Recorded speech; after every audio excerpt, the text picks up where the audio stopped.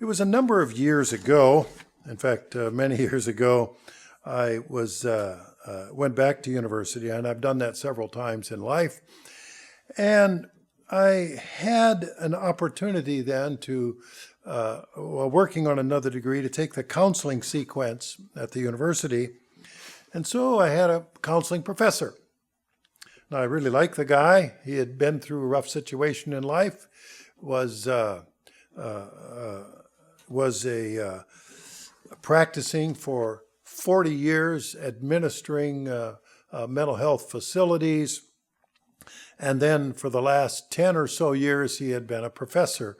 And so he had seen a lot of things that had happened in life. And he himself had been through a lot of trials and tribulations because he himself was challenged by addictions, chemical addictions and alcohol addictions, as was his wife, who was an attorney. So he brought life experience to the table, as it were, to explain how to deal with life's challenges. And he was a manager of mental health facilities.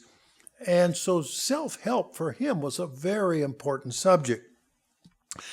But before the class really got started, he put a statement up on the board, which is not uncommon. When you're teaching, you want to have a foundation of something, but it was a very interesting statement. And the statement he wrote on the board was, "Where there is no counsel, people fall, but in the multitude of counselors, there's safety." Well, I'm sitting there waiting, and the professor then said, "Does anyone know where this statement comes from?" Well, I waited, kind of gazed around the room a little bit. Nobody said anything. Now, there were 16 other graduate students there working, most of them destined to be professional counselors. I was doing it so that I could qualify to be a school counselor and have that piece of paper. Well, I didn't see anybody acknowledging that they had any idea where that statement came from. So I cautiously raised my hand and volunteered the answer that it came from the book of Proverbs in the Bible. The professor seemed to be stunned. I suppose he was surprised because that anybody even answered the question at all, and the class was unusually quiet. The professor asked me when the statement was written, and I said, about 3,000 years ago. Again, more quiet. Well, the professor goes on to emphasize that his point that counselors have been around for a long time, and that but having good counsel is an essential part of self-care for people. You do that so that you can provide care for others, and that's a counselor's job, to enhance their sense of well-being. If we're in the book of Proverbs, that was Proverbs 11:14, I'm going to move to Proverbs 15:22. In Proverbs 15:22, without counsel, plans go awry, but in the multitude of counselors, they are established. Ever have an experience that just didn't work out well, and you found out things the hard way that you only wished you would have known first?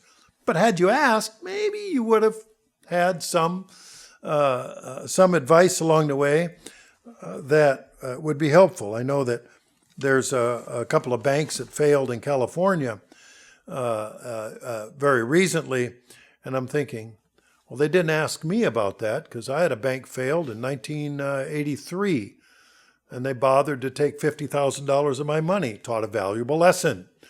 I was very unhappy about that when the bank failed and the FDIC came in and said, everything will be fine, we're in charge now. Except it wasn't fine. Took a long time to resolve that.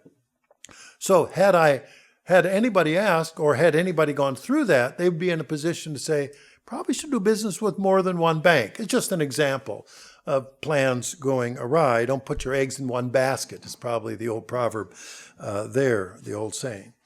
Well, with counselors, when we ask somebody for help, those counselors bear some of our burdens. And a counselor has to learn to deal with all of those different burdens that are placed upon him or her from anyone who would ask them for help. Well, as part of the university counseling course, the professor required all of the students, that included me, to write a paper about personal self-care. Well, he explained you can't really help somebody else unless you take care of yourself, and you have to keenly be aware of what it takes to keep oneself healthy. He said taking on the stresses of everyone else's life is going to take a toll on your own life. So we have to put our own lives in order. And therefore, he said we should look in the mirror every Monday and see ourselves as we really are, warts and all. Brought to mind my youngest brother's wife some years ago had breast cancer, and then it moved into the bone of the spine. Well, that's pretty serious stuff.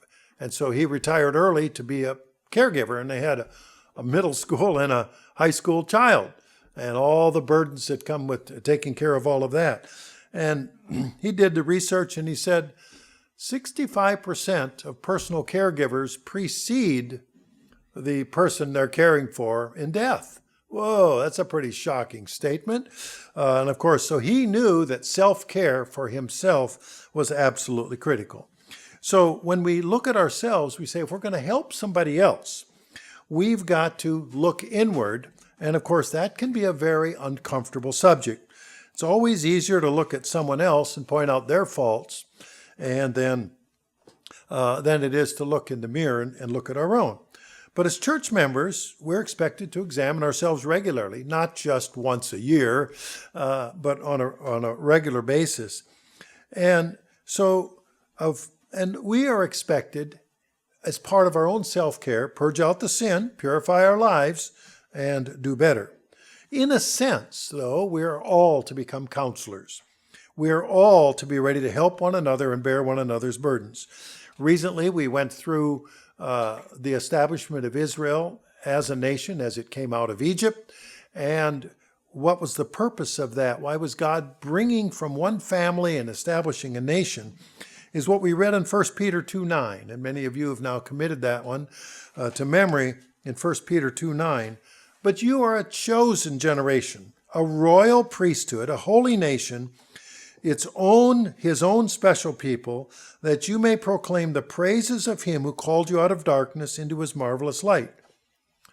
The Apostle Peter is writing to the people who are a chosen generation, a royal priesthood. Why would he say royal priesthood? Because that's our destiny. That is the expectation for all of us. Well, what do priests do? Well, some of us have in mind that they wear a collar and they have certain rituals that they go through. Or if we look at the ancient Israelites, had priests that slaughtered animals for sacrifices, and all of those things may be true. But we also had an opportunity to hear Mark Robertson's sermon not too long ago about the many, many duties and responsibilities of the royal priesthood on into the future, a future that we're preparing for. And this largely means we're helping other people in a wide variety of ways, and we're serving other people. If we look at Romans 15:1, in Romans 15:1, we read in this letter to the Romans, we then that are strong ought to bear the infirmities of the weak, and not only to please ourselves. So you have the capacity, to the extent we have the capacity, to the extent we have the strength, the ability, we ought to bear the infirmities of the weak. In other words, those who may be weak. Now, some of us may be strong in one area and weak in another. And that might be an area of our strength that we can help somebody. So we have this as we are able to help those who don't have the strengths that we might have in our area. This is really mirroring what God has done for us. And we've recently gone over Exodus. We look at Exodus 6:6 and 6:7.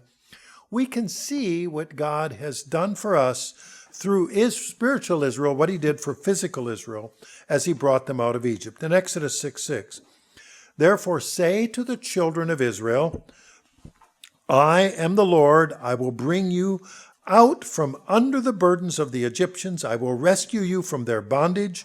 I will redeem you with an outstretched arm and with great judgments. Exodus 6:7, next verse, I will take you as my people, and I will be your God. Then you shall know that I am the Lord your God who brings you out from under the burdens of the Egyptians. The Israelites had become slaves under the Egyptians. It was a heavy burden. And God was going to lift that burden. And it's a prototype or a foretype of God lifting us out of sin, okay, taking that burden away through the sacrifice of Jesus Christ. So we have that example, that physical example of what came later as for a spiritual example. Well, as I went through this counseling class, in the year 2000, there was an academic group of counselors came up with a concept, a holistic model for treatment planning. Sounds nice and sophisticated. A holistic model. Basically, it's what, in Southern talk, here's what you ought to do. Okay?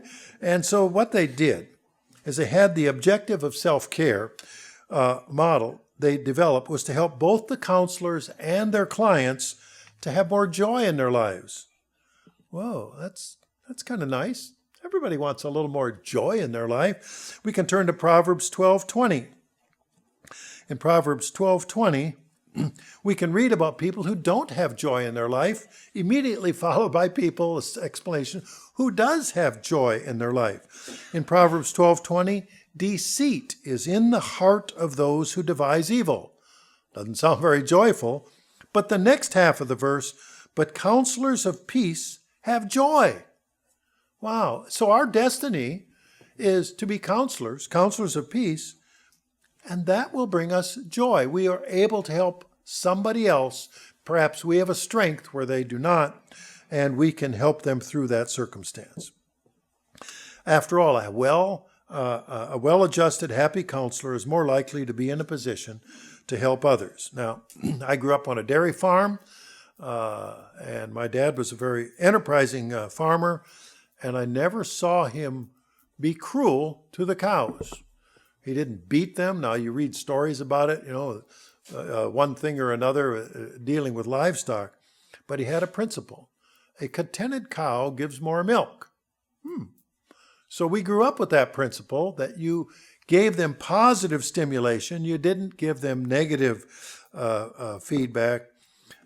And so it was really that foundation that I learned early on the farm that seemed to fit right together with this university model. Well, the model, this holistic model for treatment planning, really has 5 major life tasks that were thrown at us in this class. And that was there are 5 major life tasks for self-care, how to take care of ourselves. And the first life task, interestingly enough, they said spirituality. Don't you roll your eyes when you hear the word spirituality nowadays? You go, yeah, I wonder what they're going to think now. And this is the definition they use for spirituality. An awareness of a being or force that transcends the material aspects of life and gives a deep sense of wholeness or connectedness to the universe. Actually, not too bad of a definition. However, we do know, when we look around, there's a universal desire around the world for the understanding of a greater power than oneself. And as a result, we all see all kinds of religions: Hinduism, Islam, Shintoism, Taoism, animism, voodoo, pantheism, Buddhism, and many more religions, including people in what I call churchianity, who go to church for social reasons, pursue a social gospel. They all seek some kind of connectedness to the universe in one way or another, yet all of those who seek to be spiritual, most of them don't follow the true God. In Psalm 14, verse 1, we know what the destiny of it is, that people that do not follow God. In Psalm 14:1, the fool has said in his heart, there is no God. They are corrupt. They have done abominable works. There is none that does good. So we look around, and all of those people that are following their spiritual path, if they're not following the true God and what God wants and expects, it's not going to be a good outcome. So the result of the world's spiritual thinking isn't good. While the definition may be good, We are fortunate to have the knowledge of the plan of God, and of course the upcoming spring holy days are instrumental in helping us to guide our understanding. So first off is spirituality. How do you rank yourself in spirituality, they said.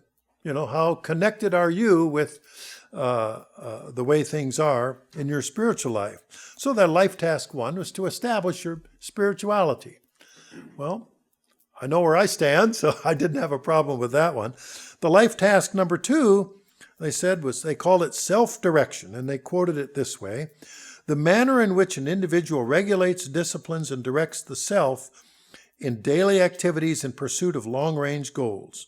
The patterns of behavior and methods of adjustment to life that make up self-directions are sometimes referred to as positive personality traits that give one a stress-resistant personality. How many people that have a stress-resistant personality? Well, we all get nailed with stress, right? Some of it gets so overwhelming it becomes distress, which can be a challenge.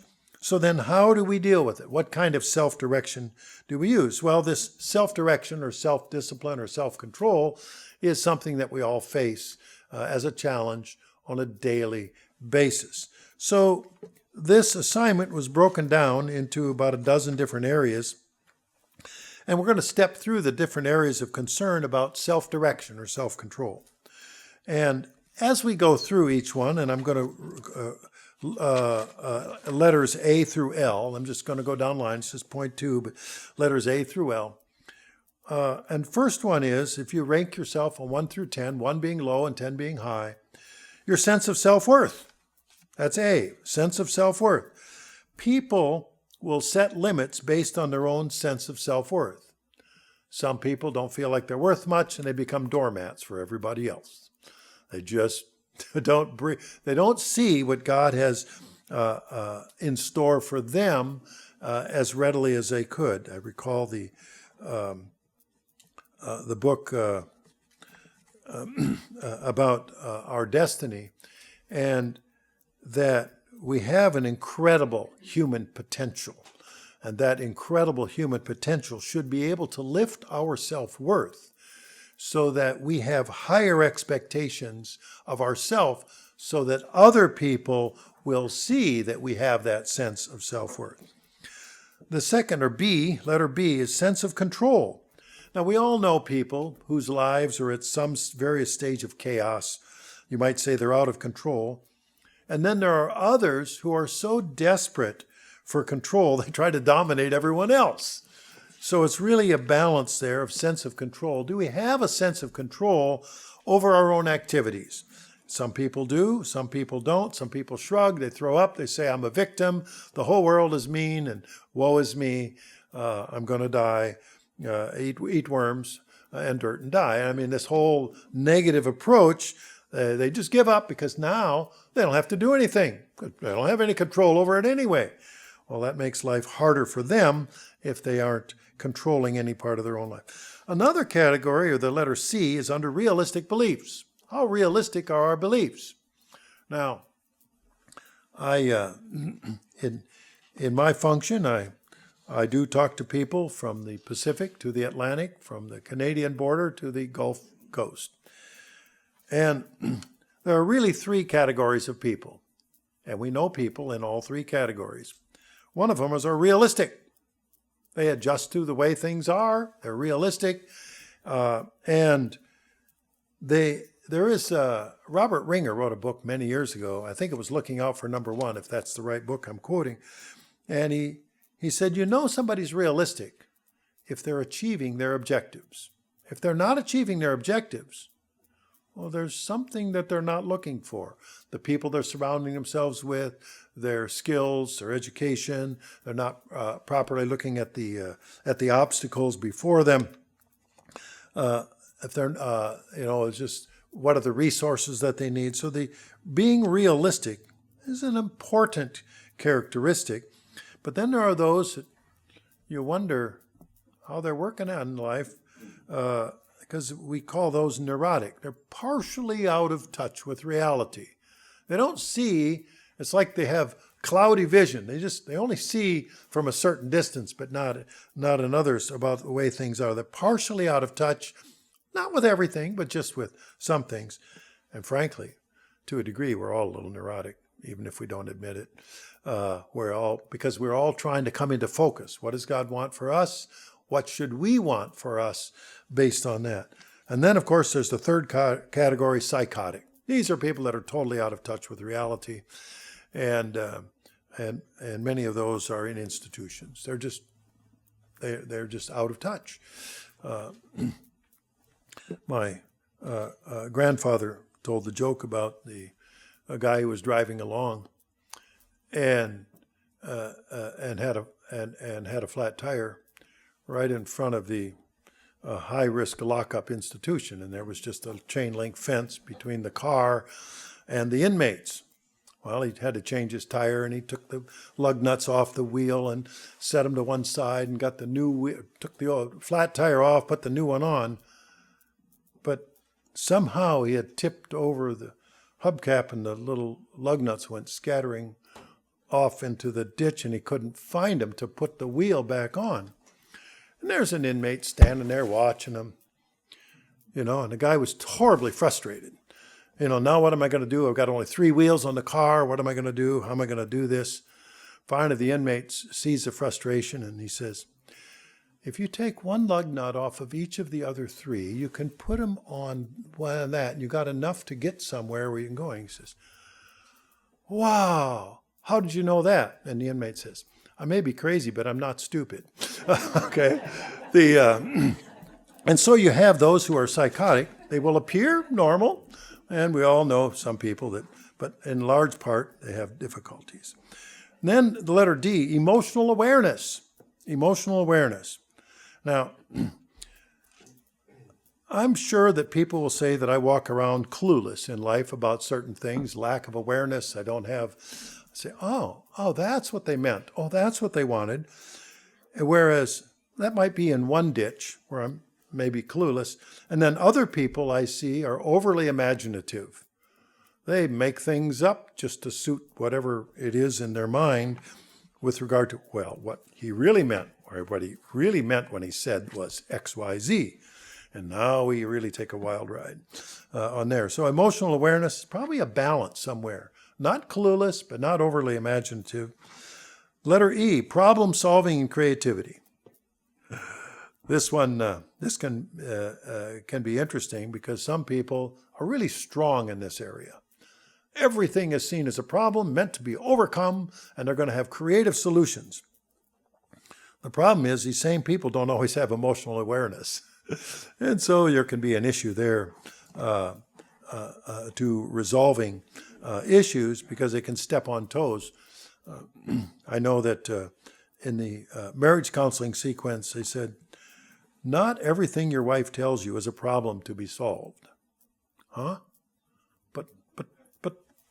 But it seems so natural that I'm just supposed to solve it. I said, not every problem is a problem for you to solve. You're just supposed to listen and wait for the invitation. Oh, okay then. So I have to develop that expertise or down the road, but still being able to be problem solving and have some creativity. Can't go in one ditch, can't go in the other. Wanted to show my wife how to change a tire in a car, and she explained that's why we have AAA. She only needs to know how to use the telephone. Okay, that her problem solving creativity, I can't say it wasn't effective, it's very effective. Okay. The letter F, sense of humor. Letter F is sense of humor. Now, some people, this whole range goes from sour. We all know there may be people in your life have absolutely no sense of humor. And one of my brothers, my youngest brother's mother-in-law, he explained, had no sense of humor. I said, well, really? What do you mean? He says, well, if I tell a joke, I have to explain all of the background first so that there's a full comprehension, or it's not going to mean anything. I says, well, how much background do you supply? And he said, well, a lot. He says, first of all, I start out with, and first the earth cooled. And then we move forward from there. Well, so then other people think everything is funny. They don't, I mean, just everything is a joke because that's how they deal with life's challenges or circumstances. So having a balanced sense of humor is critical for self-care. Letter G, nutrition. And we all know somebody who ignores any correlation or causation between what they eat and how their body functions.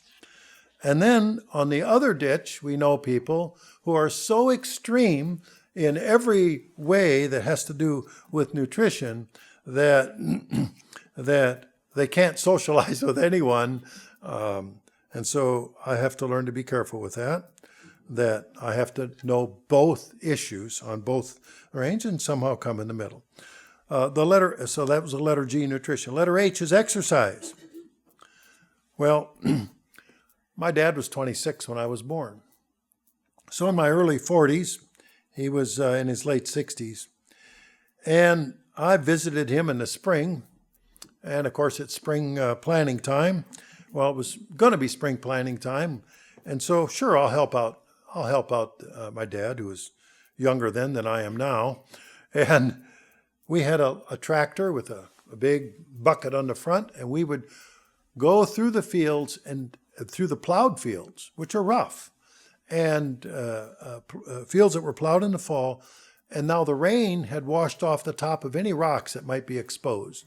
And it could be anywhere from the size of a baseball or bigger to a basketball. And so we're going across the field, half a mile one way, and then we would switch.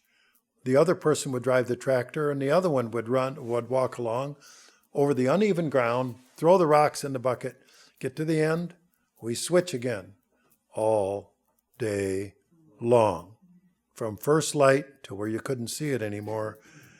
And I was bedraggled. I was in rough shape. I did not realize how much better shape my dad was when he was approaching 70. And there I am, struggling to survive with any level of self-dignity left at the end of the day. And so there was an awareness that I just hadn't paid attention before. And this comes up every once in a while when I find out I have muscles I hadn't used for a while, as I found out this last week when I did a project and realized that the working out I do for my arms and my shoulders, because I've had an issue there before, and all of that was great, but I hadn't done the leg exercises the way I should. And all of a sudden, it took a few days of soreness to realize I got to be more balanced in what I do and how I do it. Some people are in one ditch, some people on the other. For self-care, we come in between somewhere with a reasonable amount. So letter H is exercise. Letter I is awareness of self-care. The letter I, self-care. Are we aware of our daily activities as to what we do that's helpful for our lives? Some people do things that are helpful. Some people repeatedly do things that are hurtful for their life. So just an awareness of your daily schedule. Letter J is stress management. Letter J is stress management. Now, without stress, we would all die immediately. Okay, why would I say that? Because our bodies are opposing forces, okay, which is the reason our heart pumps, the blood circulates. There's a certain amount of stress because you're zero blood pressure, folks. You're all done. So you got to have a certain level of stress, but when it gets too high, it becomes distress. So how do you prevent something becoming distress? And we all have different techniques. Some people don't get enough sleep. Life works a little better if you get some sleep. And we can all have a different level of a need for sleep. Some are... I have to have at least 6 hours a night. Some people have to have 8. Some people have to have 10. It would be really nice if I could get all 6 in a row. That's really nice. And then take one day a week and just sleep in. That's helpful. But other people will have different expectations. Another one is nutrition. My wife and I know a number of you are doing the intermittent fasting, and life has gotten better since we've done that, restricted our eating to 8 hours a day. Except this last week when my brother visited, messed everything all up, and I managed to gain 4 pounds in 1 week. I'm going to try to not do that anymore. So stress management, what do we do for our stress management to keep it from becoming distress? And that was the letter J. Letter K I found interesting. And here's the university. Now, this was, well, it wasn't quite 20 years ago. And they have down gender identity. What in the world? I had no idea it was going to blossom. So, but I looked at Deuteronomy 22, verse 5. A woman shall not wear anything that pertains to a man, nor a man put on a woman's garment, for all who do are an abomination to the Lord your God. Well, other than the earlier in Genesis, where God created male and female, and then keep it distinctive so we know the difference for there. So I didn't have any problem with that. I can rate myself a 10. I know what I am. I don't have to go to the doctor and ask him whether I'm a male or a female. And that's letter K. Letter L is cultural identity. Most of us have an idea of what our cultural background or identity is, what our native language is, and so forth. A number of us are third and fourth and fifth generation Americans coming from someplace else. So we have some cultural identity, and many people want to preserve whatever identity that is in a positive sense. So that was life task number 2, was just going through those things for a sense of self-direction. Life task number 3, work and leisure. If you want to be a balanced person with self-care, you've got largely 3 choices in life. You can live where you want to live, you can make the kind of money you want to make, or you can do what you want to do. Very few people manage to get all 3 choices. Live where you want to live, make the kind of money you want to make, do what you want to do. A lot of people don't get 2 of those choices. Some might get 2, but not a lot. The crazy part is many people don't even get, they don't succeed in any one of those choices. They don't live where they want to live, make the money they want to make, or do what they want to do. And of course, we can look up the verse, whatever your hand finds to do it with your might. Okay, so we want to take advantage of the opportunities that are before us, and that doesn't matter whether it's really work or play. So life task number 3, work or leisure, needs balance. Life task number 4 is friendship. Life task number 4 is friendship. Well, many years ago, I moved to an area, a new church area, decades ago, and I went to church, congregation was about 400 people. And I found myself lonely because I didn't have a close friend. And I prayed to God that he would deliver to me a friend. Didn't seem like it was forthcoming. There was no friend plopped at my door, just wasn't there. And so I just, I'm going to do the best I can. I got involved in every activity that I could. I was in, at that time, Spokesman's Club. I joined the moving crew for helping people move. I went on outings, church outings. I took my kids to youth activities and so forth. And I developed acquaintances. But years went by, and I was exasperated that I didn't see that I had a close friend. And then one day it hit me. I developed a best friend, and I didn't even realize it. That the friendship had grown a little bit by little bit over the years. That fellow had several kids. They were all friends with my kids. We spent a lot of time together. And the relationship grew without either one of us thinking about it or expecting anything. In Proverbs 18:24, in Proverbs 18:24, under friendship, we read, a man who has friends must himself be friendly, but there's a friend who sticks closer than a brother. I didn't have any other relatives in the area, but there was a close friend, and I've maintained that friendship to this day. Our children are grown, and to our surprise, none of them married each other, but they were more like brother and sister, so it just didn't seem right to them at the time.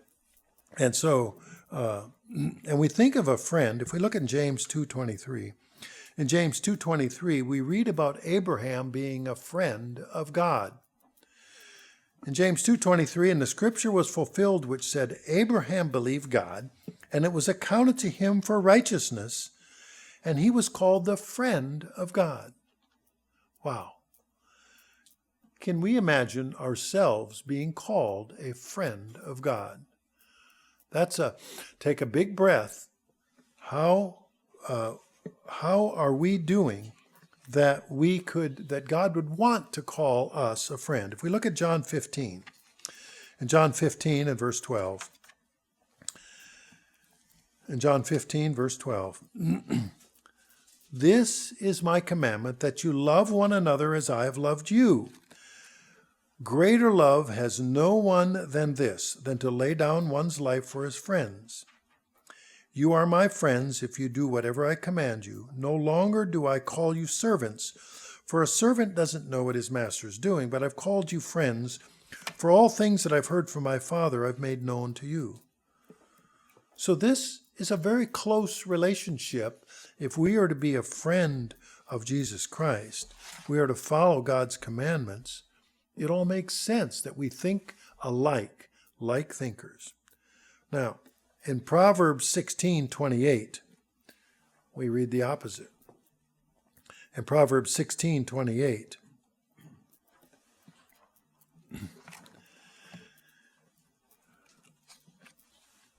there are things that separate people. Proverbs 16:28, a perverse man sows strife, meaning conflict, and a whisperer separates the best of friends. People might have been friends, but for whatever reason, they create a problem between friends, usually with their mouth, sometimes with their actions.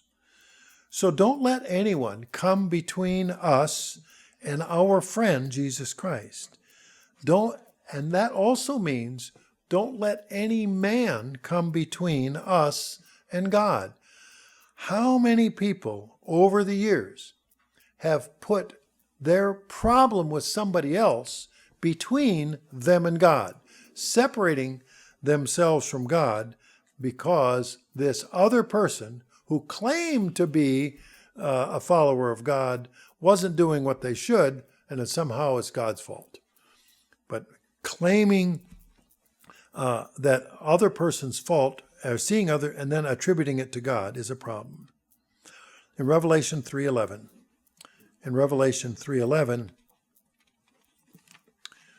we read the statement attributed to Christ, "Behold, I come quickly, hold fast that which you have, that no man take your crown." Don't let somebody get in between you and your destiny. And that is as a friend of God, a friend of Jesus Christ, don't let somebody else's faults get in between you and your friend. So task number 4 is friendship. So identifying the importance in life of friends, staying close to those friends, but don't let anybody get in between you and your best friend, God in Jesus Christ.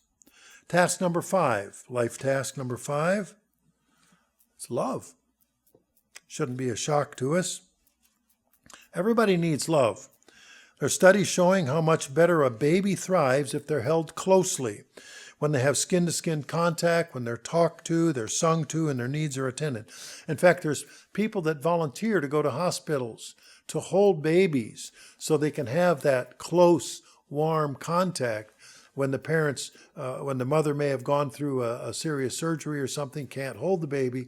They have people then that will maintain that close contact with the child, and the child will do much better at that point.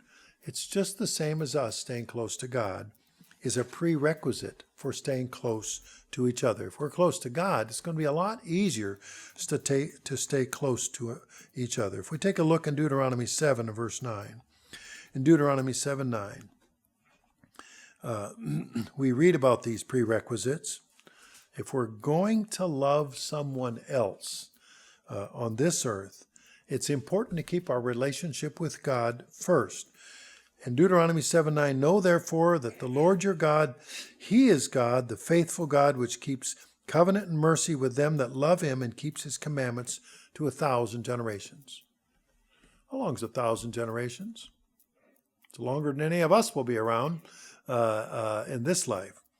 But you see, God sees the big picture.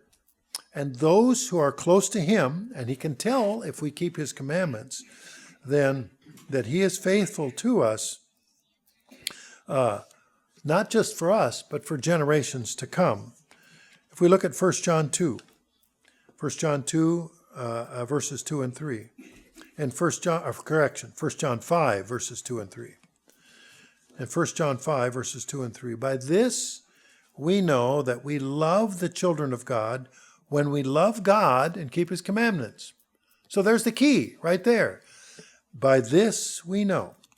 Well, and look at the next verse in 1 John 5, verse 3. For this is the love of God, that we keep his commandments, and his commandments are not grievous. Another translation will say burdensome.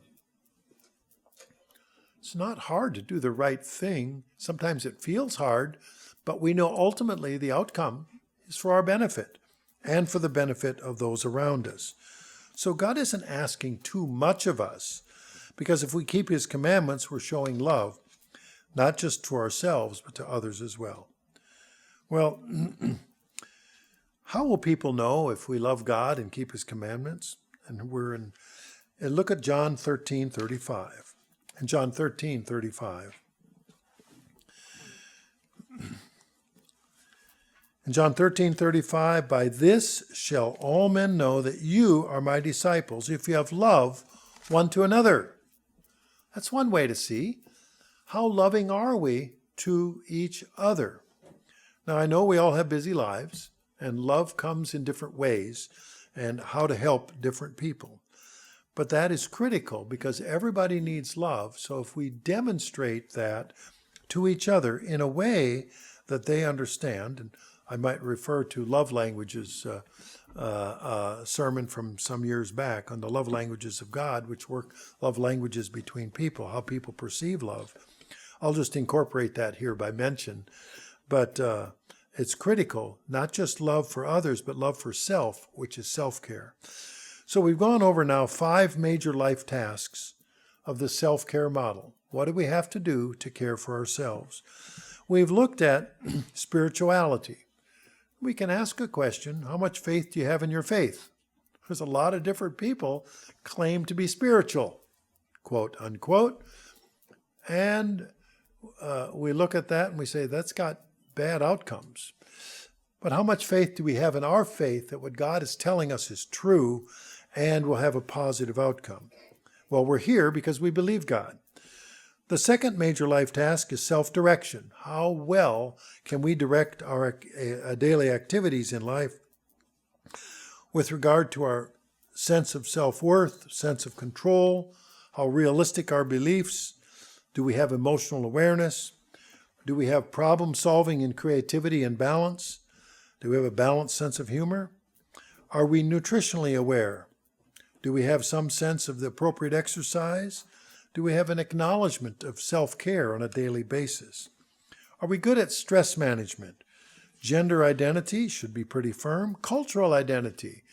Well, we know that from 1 Peter 2:9, God has made a holy nation, a royal priesthood from those who are of the children of Israel. And we know the children of Israel in this time is a spiritual body, those who are believers in Christ. So that cultural identity is critical. Then the third major life task is work and leisure. What do they say? All work and no play makes Jack a dull boy. And some people are guilty of being in one ditch, and some people are guilty of being in the other. Some people don't do enough, and some people play too much.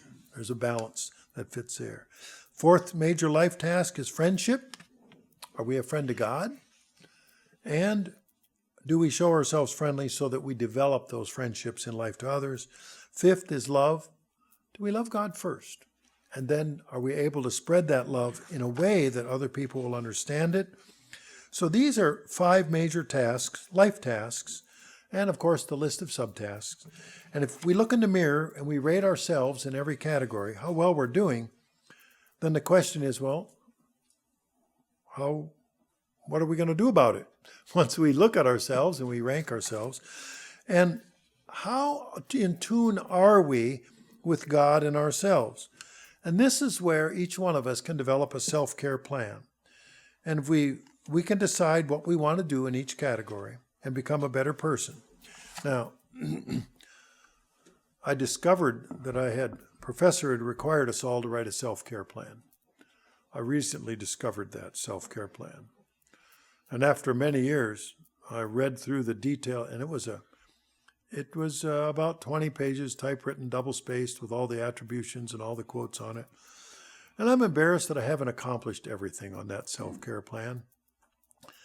But I'm also pleased that at least there was one there that I had an awareness that I had some goals that I could progress to, that I could know where I was and where I wanted to be. The Apostle Paul was able to summarize it in Ephesians 4:22. In Ephesians 4:22. And he gave us the ultimate self-care plan. Ephesians 4:22. That you put off concerning your former conduct the old man which grows corrupt according to deceitful lusts, and be renewed in the spirit of your mind. Verse 24. And that you put on the new man which was created according to God in true righteousness and holiness. So the Apostle Paul says, take the stuff we don't want and put it off. Get rid of it. Like a coat that doesn't fit or that needs patching, just get rid of it and put on the new man, the new behavior, which is more godlike behavior in true righteousness and holiness. So if we follow the commands of God, we renewed by the sacrifice of Jesus Christ, and we do that memorial each year at Passover. We change from our former way of doing things, and we put on the new man. We become persons of righteousness and holiness. So we're about to approach, as we approach now the spring holiday season, let's each look at ourselves privately in our hearts and say, what is our self-care plan?